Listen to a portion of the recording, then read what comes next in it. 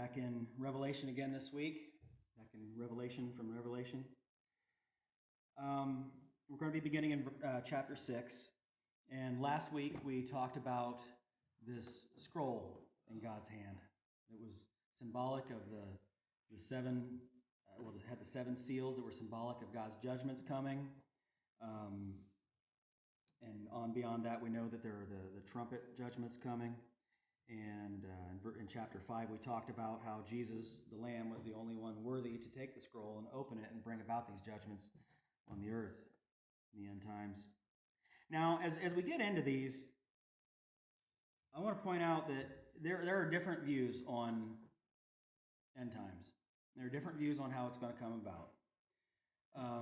Some people believe that the rapture will happen and then the tribulation. That's what I've always been kind of in that camp. There are others who believe that we'll be here through it, but we'll just be protected, and the rapture will come afterwards. There are different beliefs in different ways. There are, both of those camps hold strong to their arguments because really there's scripture that seems to justify either. Like I believe that the rapture is coming first. I believe that it's possible I could be wrong about that, like most people have been wrong about prophecy throughout history. So I have to be willing to accept that I might not be right about that. But honestly, I could take scripture and give you a sermon on both of them, and I think be convincing in both of them. One thing with Revelation, as we've talked about in chapter 1, verse 19, Jesus says to John, "Write the things which you have seen, and the things which are, and the things which will take place after this." There's past, present, and future for John in Revelation.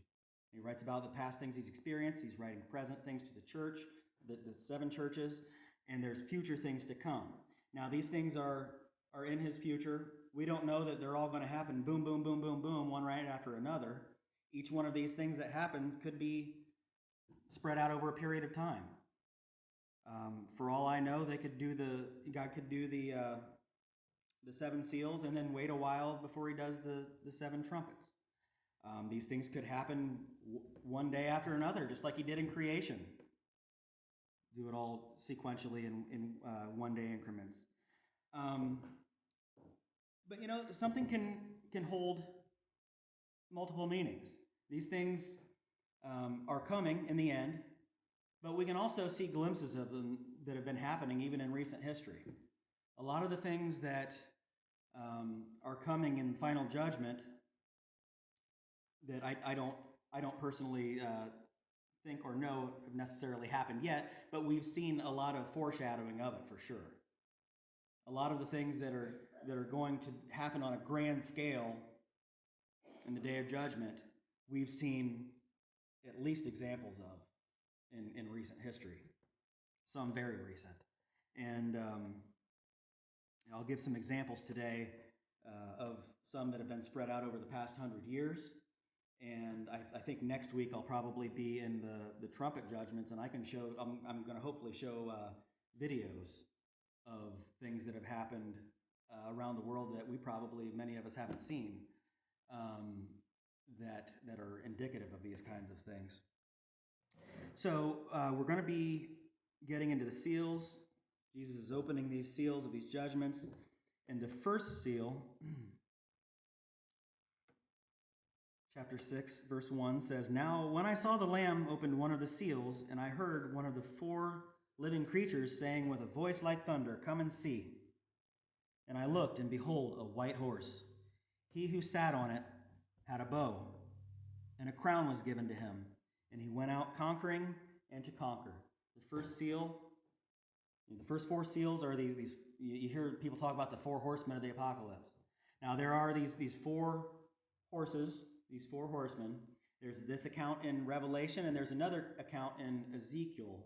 It's slightly different in what each does, but they're very similar. And this first one in Revelation is the white horse with the conqueror. Now there's different views that people have on who this may represent. he's on a white horse, and white, and especially in Revelation, as we've seen, is symbolic of purity. Some people think that this is referring to Jesus coming to conquer. Other people think that perhaps this is the Antichrist coming to do some conquering, and then Jesus will come and stop him in the end. But there's symbolic things in here. He talks about he who sat on it had a bow, indicating he was a warrior, and a crown was given to him, indicating that he was a powerful person, a ruler. And some believe that this isn't indicative of a specific person at all. It's indicative of a spirit of war, a spirit of conquering and conquest among the nations. And I think over the past century or so, we've seen a lot of that. How many wars have you seen in your lifetime? You know, I've got a lot of statistics to go through today on different things, but honestly, I don't think any of them are fully accurate, because there's a lot of death that doesn't go reported. There's a lot of things that happen that, you know, may be considered a war to some people, but maybe just a skirmish to others, so the numbers are going to be kind of skewed. But according to research, since 1900, just over the past century, there's been at least 34 wars. Constant war and conquering and conquest, and it's brought with it a ton of death. You know, just from 1900 to 1990, there's been 105 million war casualties. You know, we're going to be hearing things in here about in some of the judgments about how a fourth of the earth, a fourth of the people were killed, or a third of the people were killed by this and that. Does that happen all at once? Or is it by things spread out over a generation? And the sad thing about all these war casualties is only about 40% of those were actually soldiers. Over 60% of them were civilian casualties. People that weren't even fighting in the wars, who were killed during these wars. And that's escalated. You know, just during the 1990s alone, that number went up to 75 to 90% of all the casualties being civilians. The people in the armor are safe, and the people in the areas they're fighting are the ones dying from it the most. So there's definitely been a spirit of war. Now, whether that's indicative of that seal has been opened and this is what we've been experiencing, or maybe this is just foreshadowing of what's to come on a grander scale. But it's definitely noteworthy, because I think we've probably seen more war over the past 100 years than most, if any, periods of time throughout history. Verse 3, second seal.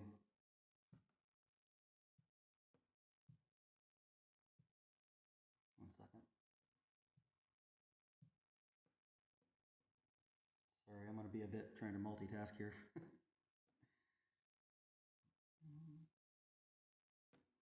Okay, the second seal. Verse 3, when he opened the second seal, I heard the second living creature saying, "Come and see."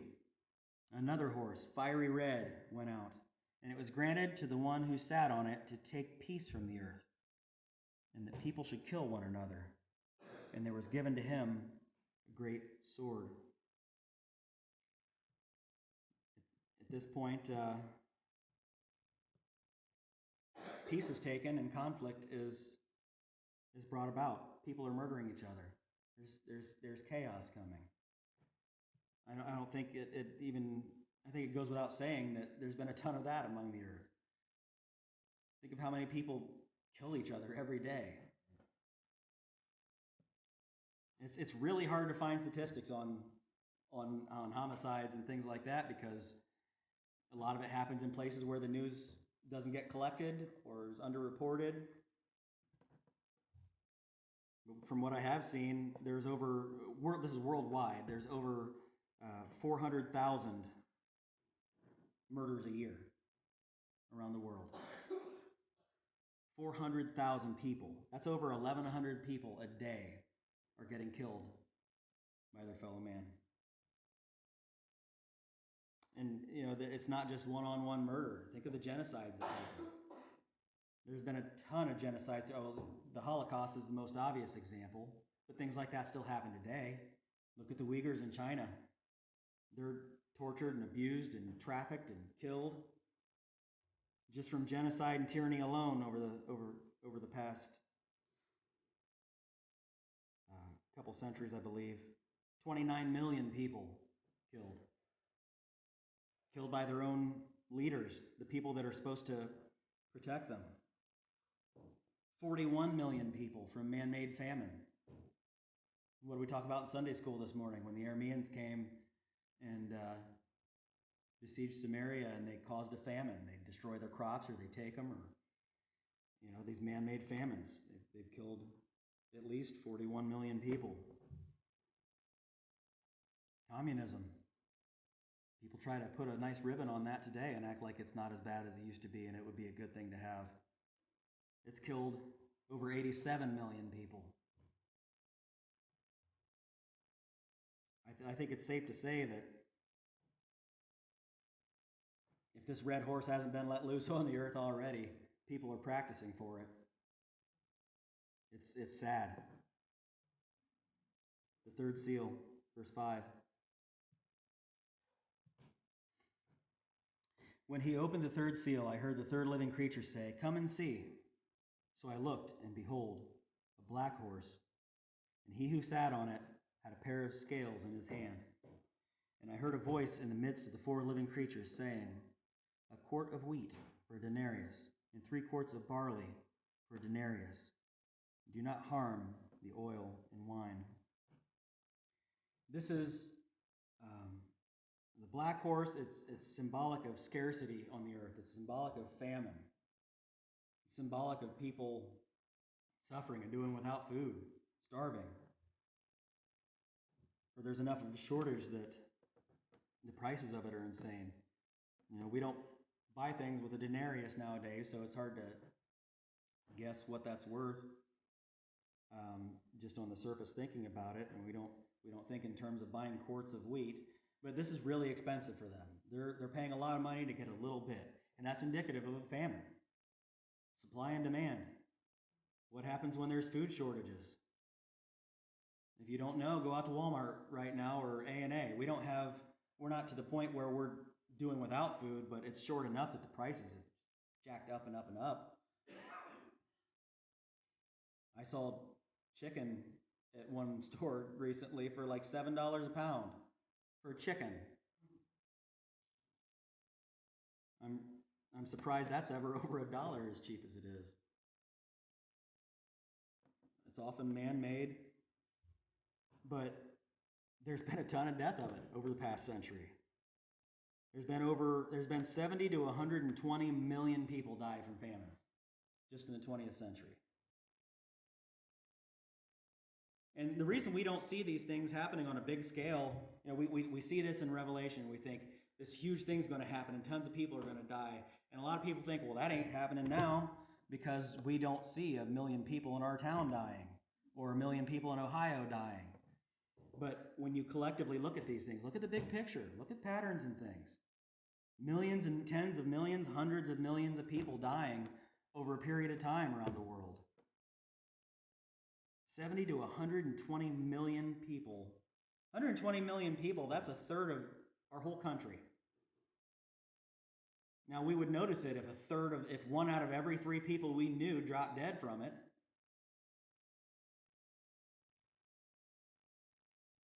Satan likes to work incrementally with things so we don't notice it as much. Look at how he works in corrupting society. He does it gradually. He doesn't boom, do it all at once. We'd notice it too easy. Spread these deaths out all over the world. Spread chaos out all over the world in little sects where we only hear about bits of it at a time and things don't seem as bad as they are. You'd think as much as the news loves shoving despair down our throat, we'd hear more things like this, but we don't. And of those 70 to 120 million people who've died from famine this is just over the last 100 years. This isn't all the history. Over half of those were in China alone. There are a lot of people suffering throughout this world that we don't see or know about. The fourth seal, verse 7. When he opened the fourth seal, I heard the voice of the fourth living creature saying, "Come and see." So I looked, and behold, a pale horse. And the name of him who sat on it was Death, and Hades followed with him. And power was given to them over a fourth of the earth, to kill with a sword, with hunger, with death, and by the beasts of the earth. You know, when I used to think about these four horses and what they look like, obviously most of the colors are obvious, but when I would think of a pale horse, I would almost picture like a sickly white horse, or like a grayish horse, or kind of a pale blue or something like that. But the word they actually used, it denotes almost a yellowish greenish, like a sick, decaying, dying death. And it's kind of indicative to me of sickness. You know, this doesn't specifically mention plagues and sickness in this passage. In the Ezekiel account, one of the horsemen is known as plague and pestilence. And think about the amount of think of the amount of deaths we've seen over recent history from sickness and disease, and viruses, plagues, even the flu alone. Just the flu alone kills hundreds of thousands, if not millions, of people.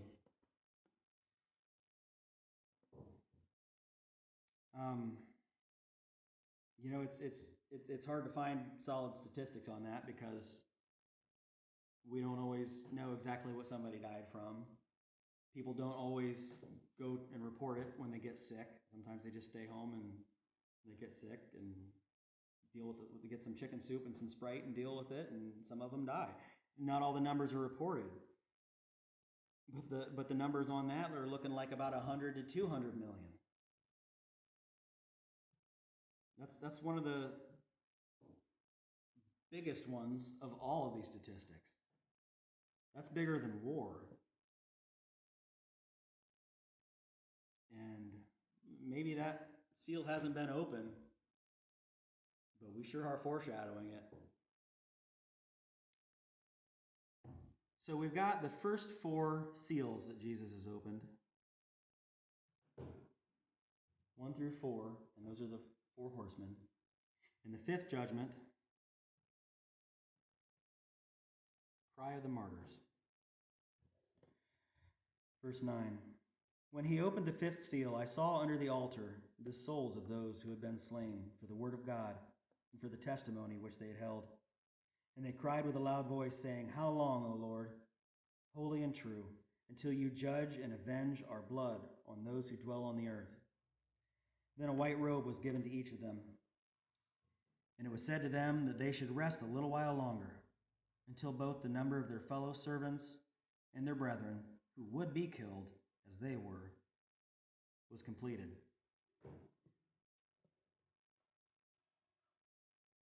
We know what a martyr is. We've talked quite a bit about it over time. It's somebody who's killed for their faith. We see a lot of it in the Bible. We see the apostles getting martyred, getting killed over their faith. Guy writing this, he was still alive at this point, but he was exiled over his faith, John, to the island of Patmos. But since then, it escalated.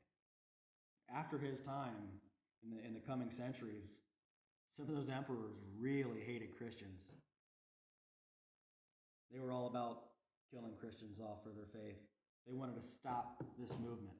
They wanted the power and the adoration over God.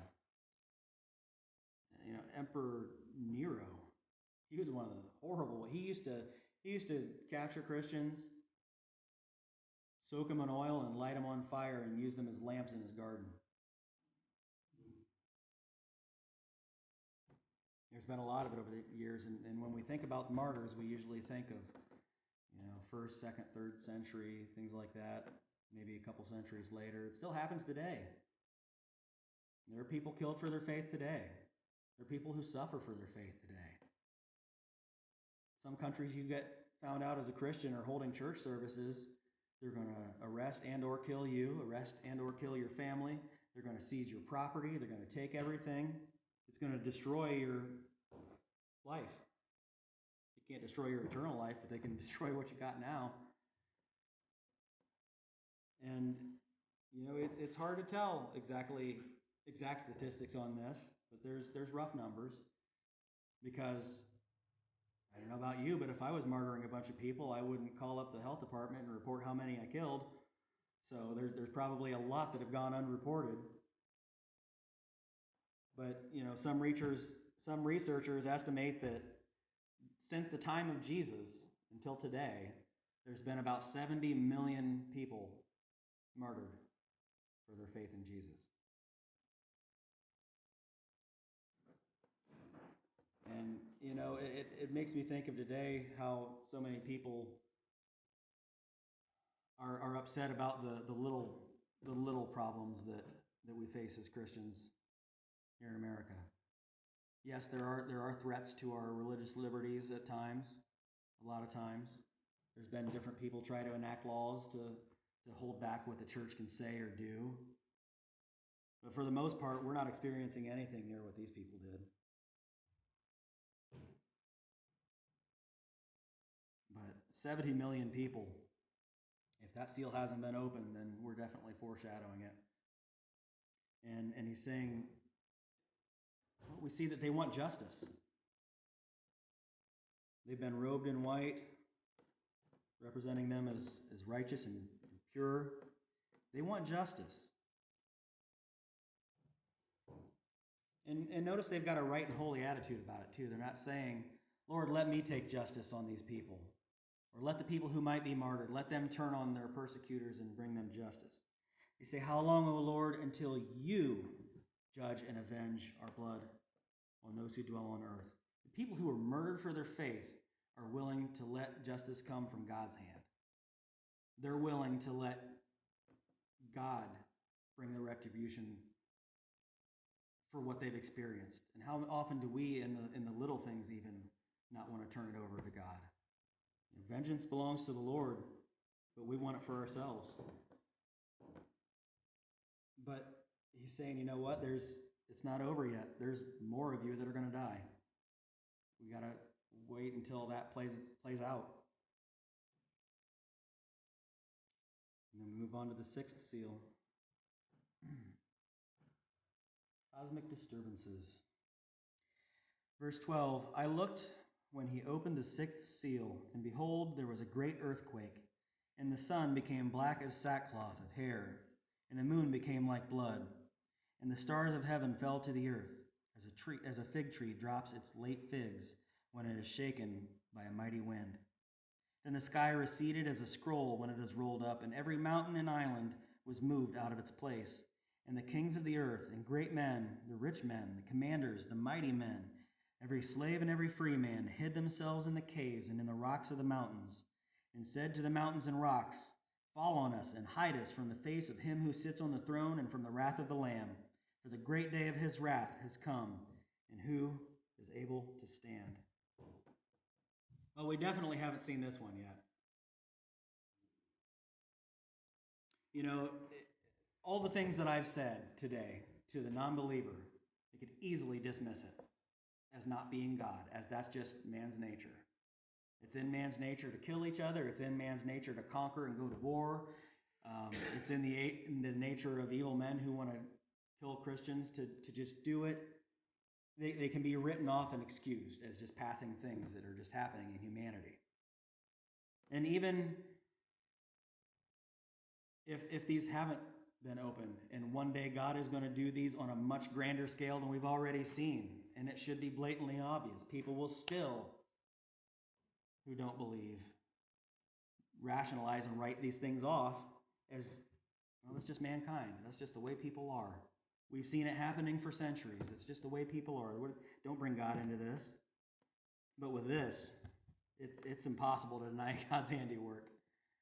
It's not man's It's not man's hatred towards another man that's making the sky roll up like a scroll, making the stars all fall to the earth, making mountains move, turning the sun as black as a sackcloth of hair, turning the moon like blood, islands moving. And it's just going to be impossible to deny that this is God at work. And that's why it gets the reaction it does in this passage. All these people, they took off and they hid in the mountains, and they said to the mountains and rocks, "Fall on us and hide us from the face of him who sits on the throne and from the wrath of the Lamb. For the great day of his wrath has come, and who is able to stand?" They didn't say that when all those other things happened. They didn't say, "Save us because here comes God's judgment."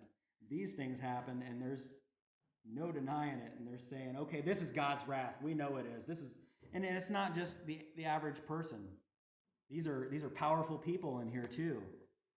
People who would normally be prideful and not want to admit that there's a greater and more powerful God out there. They have no choice but to acknowledge it. And these are scary sounding things. Like we talked from the beginning, a lot of people avoid Revelation because you read about some things that sound scary and they're afraid to think of things like that. But this is God cleaning house. This is God fixing things. He's not destroying things for the sake of causing destruction. He's going to bring about a new heaven and earth. He's going to restore everything that's been broken. He's going to break this curse that's been on mankind since sin came into the world. This isn't God breaking things. This is God fixing things. And most of us know sometimes you got to break things to fix them. I know in myself, God's had to break things down in me to be able to fix them in me. Usually it's the hard-headed people that need things broken down the most because I've personally been set in my ways about certain things that I didn't want to let go of. And he had to kind of break those down in me and change the way I feel about things and the way I look at things. And that's what he's going to have to do with this world. He sacrificed his son to bring about restoration. Jesus had to be physically broken to bring spiritual healing. And that's what he's going to do in the end with all these things. They sound crazy. They sound scary. Sounds like something out of an apocalyptic movie or something like that. But it's for good. It's for our good. It's for the good of all mankind. Jesus had to flood the earth once to fix all the evil and darkness on the earth. He's going to do it on a much grander scale here.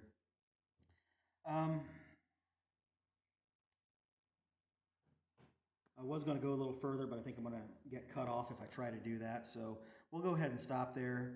And next week, we'll get into chapter 7 on the seal of Israel. And after that, we've got one more seal that gets opened, and then it gets on into the trumpet judgments.